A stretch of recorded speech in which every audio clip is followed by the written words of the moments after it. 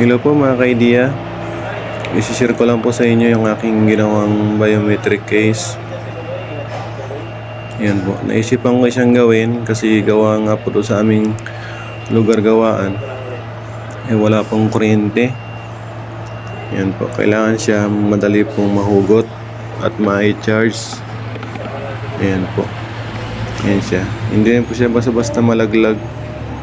Matibay po yung pagka-clip niya. Ayan po. Pagka gusto niyo naman pong i-dikit doon sa mga plywood o pader, meron po isang 4 na screw sa likod. Pwede niyo siyang gamitin at idikit doon.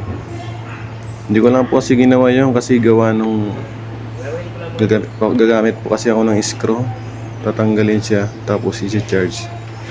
Pero doon naman po sa inyo, kung mayroon naman mga outlet na malapit o extension wire, pwede nyo pong i-fix yan siya sa gilid. Sa akin po, ginawa ko na siyang ganyan para madali siyang hugutin. Sinashare ko lang sa inyo mga ka-idea yung diskarte ko. Ayan po. Ayan siya. Napakasimple lang hugutin.